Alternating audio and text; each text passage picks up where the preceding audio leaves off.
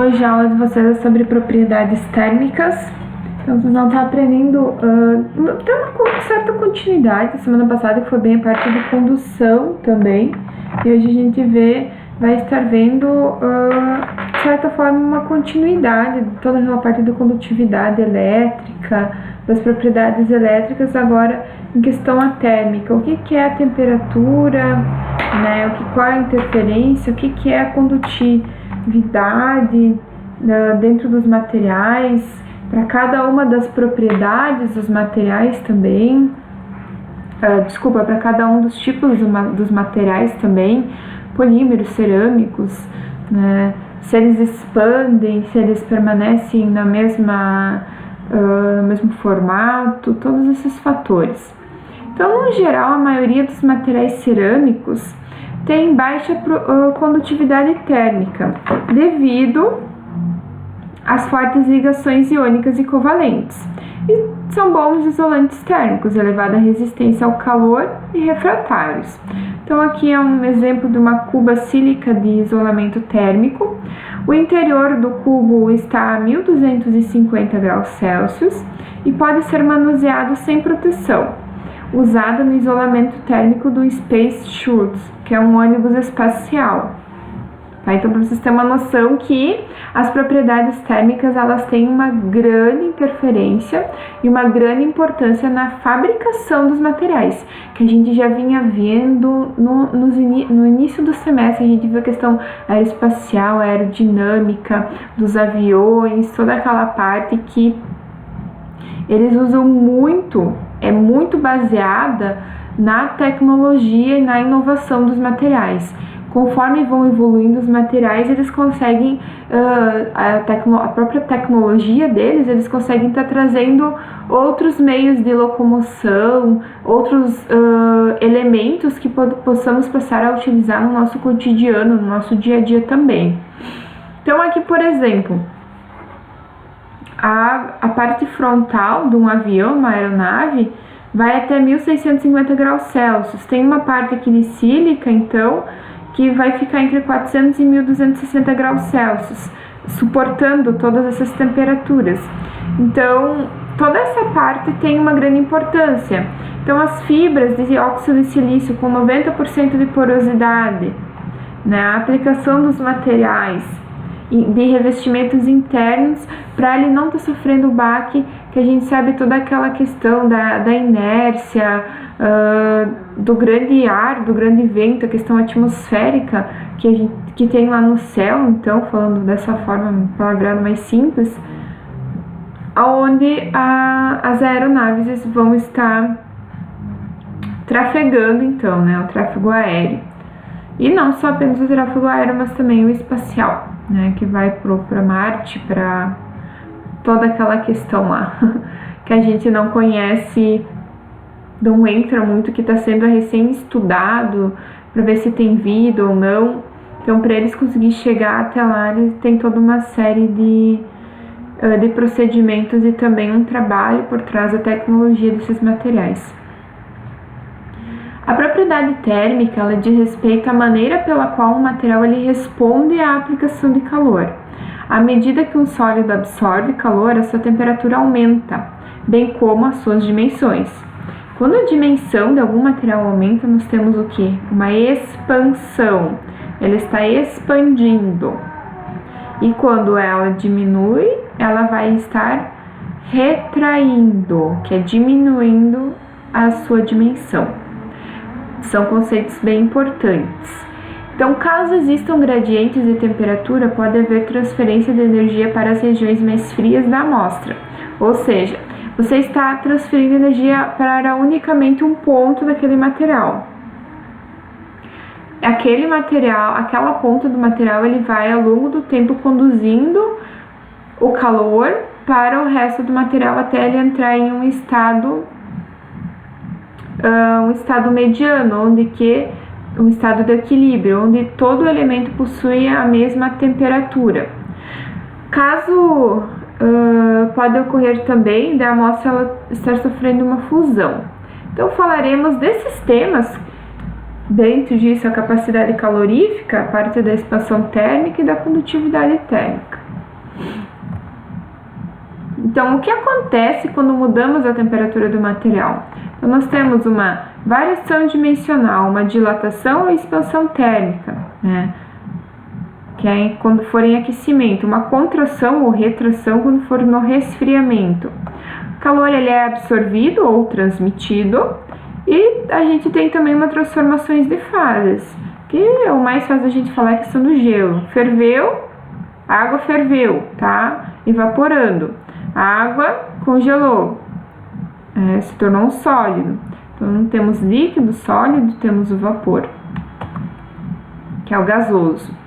Então, do ponto de vista microscópico, os dois tipos principais de energia térmica na maioria dos sólidos são a energia vibracional dos átomos da rede ao redor de suas posições de equilíbrio e a energia cinética dos elétrons livres dos átomos. Na medida em que o sólido absorve calor, a sua temperatura se eleva e a energia interna aumenta. Então, uma propriedade térmica nitidamente associada ao primeiro tipo de energia é a expansão térmica ou dilatação térmica. Entretanto, que o calor específico C e a condutividade térmica K estão associados à contribuição eletrônica. Então, calor específico é conhecido pela letra C, a condutividade térmica pela letra K. E a questão da contribuição eletrônica é as camadas de valência, lá na tabela periódica.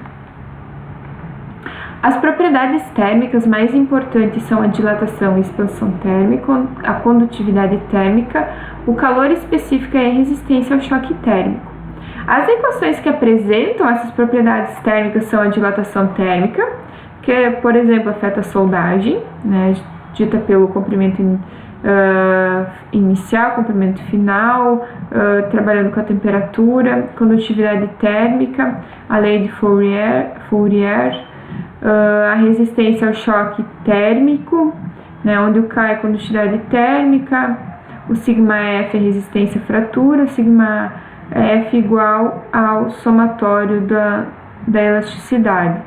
Calor específico, nós temos a condutividade, né, a equivalência Q e a temperatura. E em materiais cerâmicos é importante o estudo das tensões térmicas, como sigma, que afetam o módulo de elasticidade dos materiais. Então, temos sigma igual ao módulo de elasticidade vezes 1 alfa, que é o angular da temperatura inicial e final. Tensões compreensivas, onde a temperatura inicial é maior que a final, o sigma é menor que zero. E quando sigma for igual ao módulo de elasticidade, temos tensões expansivas, que podem levar à fratura ou também à deformação, que já se torna, de certa forma, indesejável. Existem alguns fatores de conversão.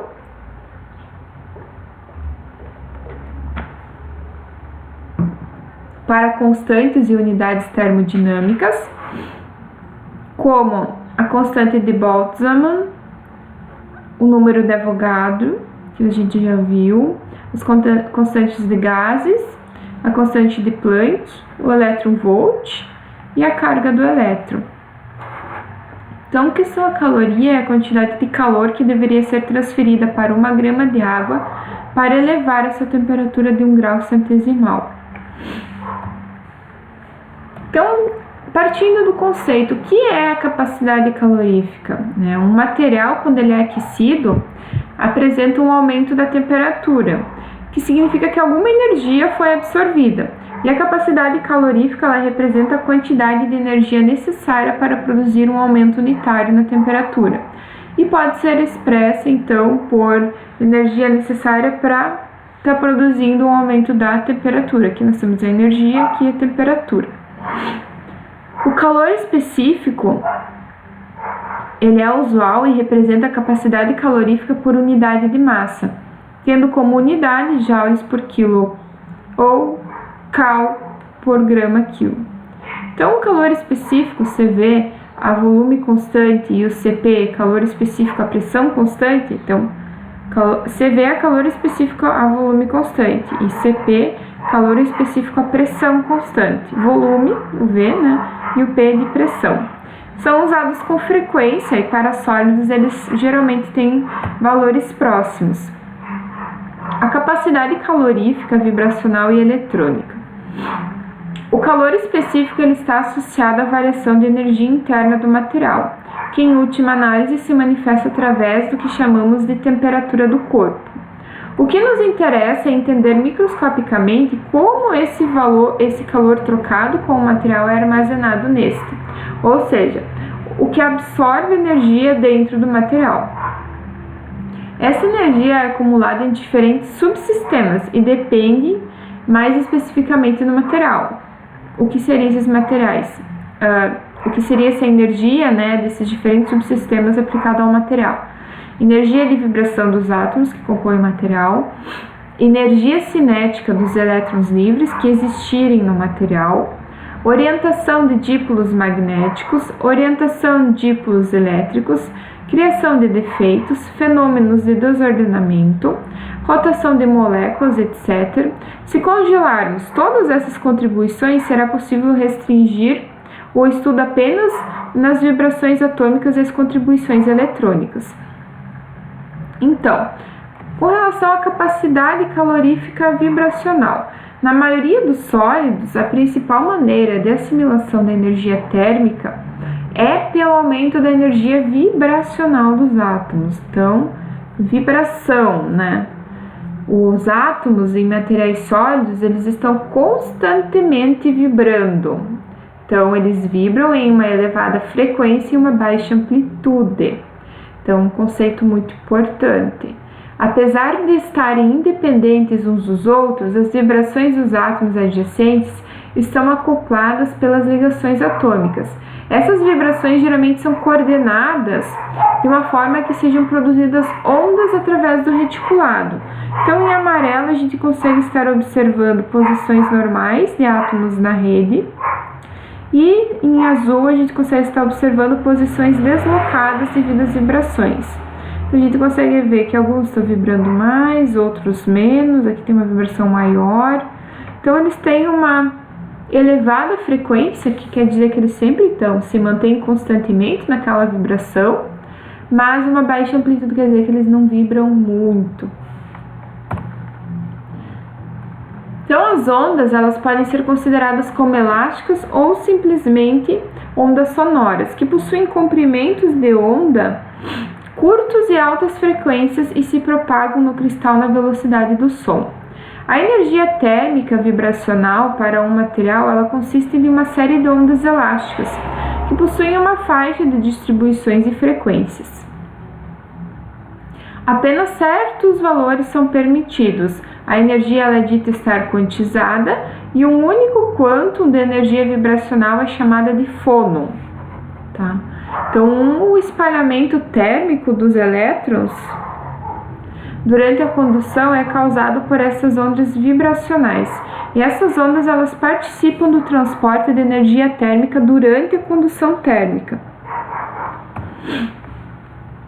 Com relação à dependência da capacidade calorífica com a temperatura, a variação da contribuição vibracional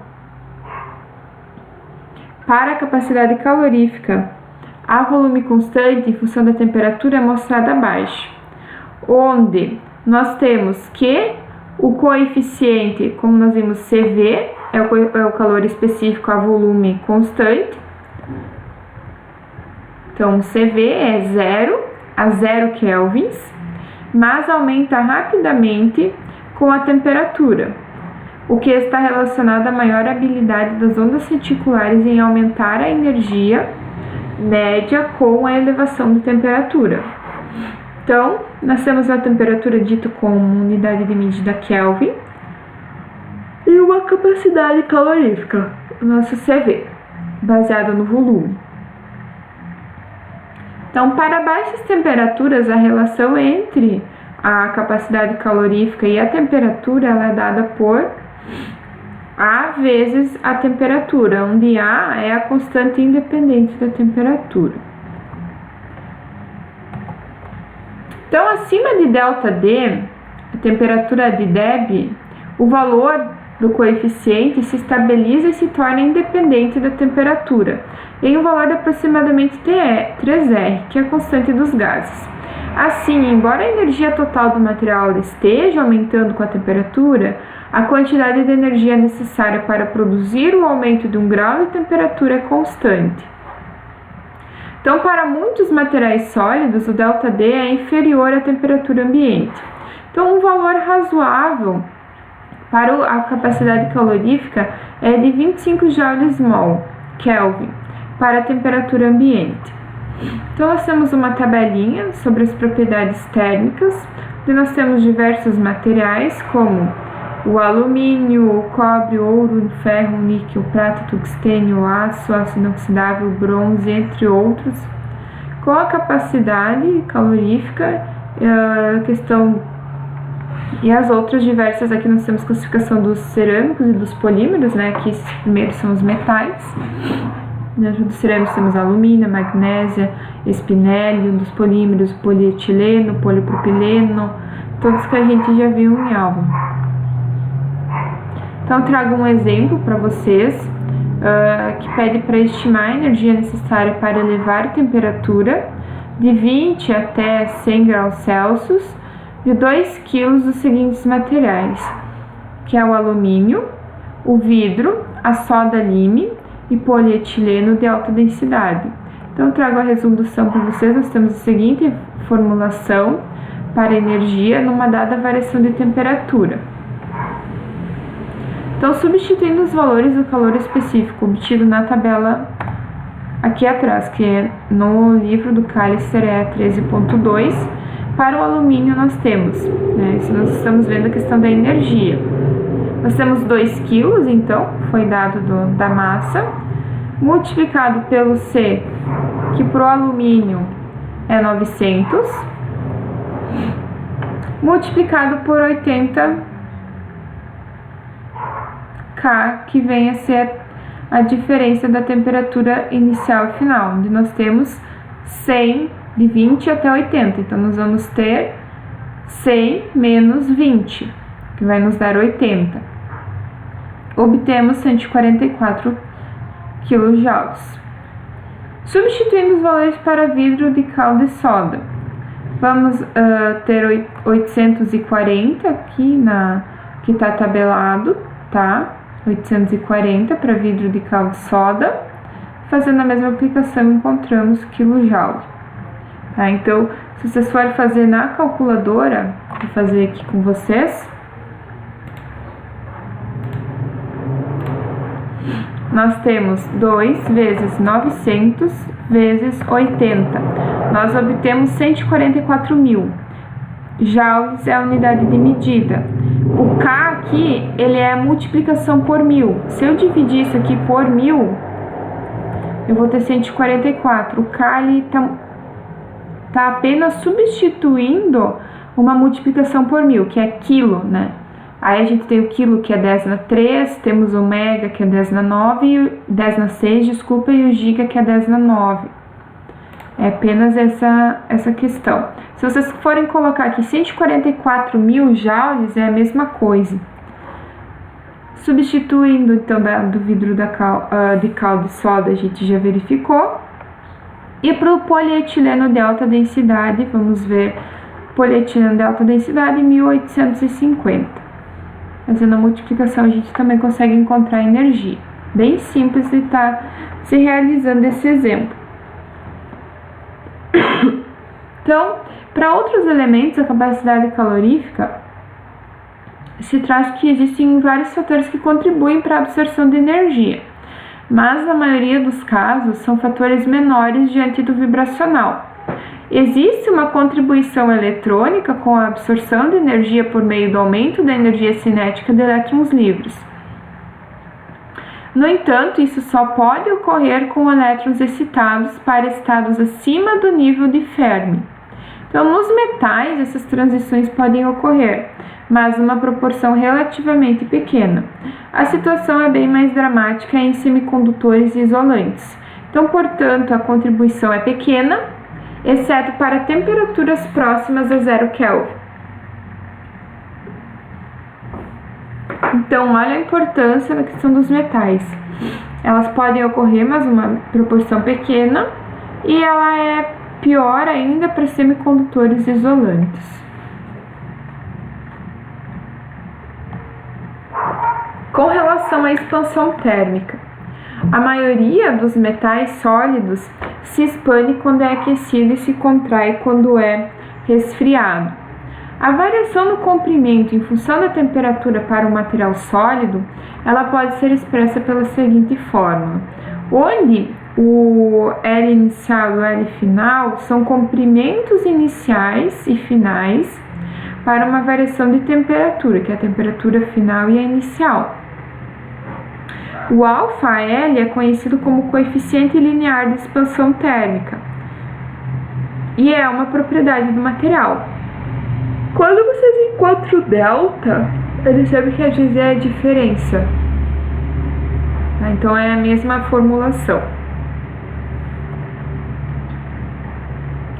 Uma vez que todas as dimensões são afetadas pelo aquecimento ou resfriamento, ocorre uma alteração de volume.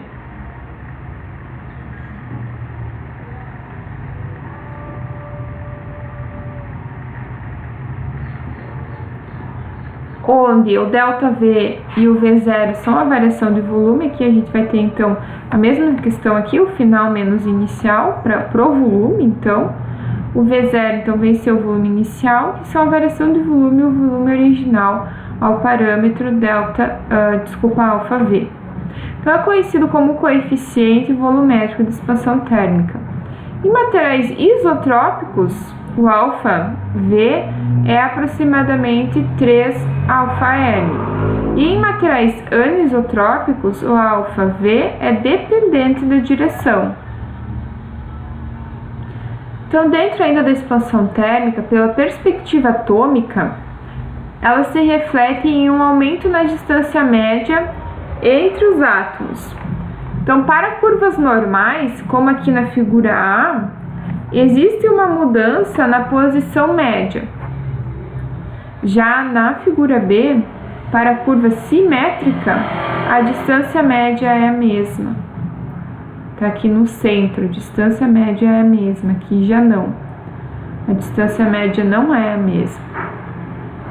Então, maior força de ligação resulta em um poço mais profundo e mais estreito, ou menores coeficientes de expansão térmica.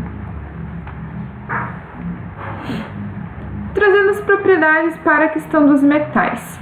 Os metais eles são coeficientes de expansão térmica mais comuns e mostram valores intermediários entre as cerâmicas e os polímeros.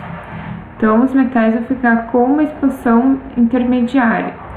Diversos metais e ligas com baixos e controlados coeficientes de expansão, eles vêm sendo desenvolvidos, a fim sempre de estar atendendo essa demanda de materiais que têm uma estabilidade dimensional na temperatura, porque numa indústria a máquina está funcionando, trabalhando direto, ela é feita de metal. Passado certo tempo da sua aplicação, ela começa a aquecer. Aquele metal começa a aquecer, vai ter uma variação dimensional, as peças já não estão saindo mais como deveriam estar saindo na confecção, na fabricação daquela indústria, e já começa toda uma série de problemas. Isso também é muito fácil de acontecer, a questão de problemas de dilatação de metais, por exemplo, também na construção civil, tá? Acontece bastante problemas relativos à expansão térmica na construção civil. Questão das cerâmicas, que já tem ligações então interatômicas fortes e resultam em baixos coeficientes de expansão térmica. Cerâmicas amorfas e cristalinas na forma cúbica, né, vão ter um ΔL, que é isotrópico. Então, as demais cerâmicas cristalinas, elas são anisotrópicas. Então, tem essa questão para se diferenciar. Amorfas e cristalinas, e as demais cristalinas são, então, anisotrópicas. Ou seja, quando elas forem aquecidas, elas contraem em algumas direções e em outras elas expandem. Então, elas não vão estar trazendo o mesmo trabalho. Em alguns lados vão expandir e outros vão retrair. Para os vidros, por exemplo, o coeficiente de expansão térmica ele depende da composição, né? Se for um vidro normal, se for um vidro já temperado, né? Então, os vidros que são puros e baseados então na sílica, né, no óxido de silício, eles têm baixo coeficiente de expansão, o que é explicado também pelo baixo encurtamento atômico, resultando em pequenas variações macroscópicas de dimensões quando aquecidos.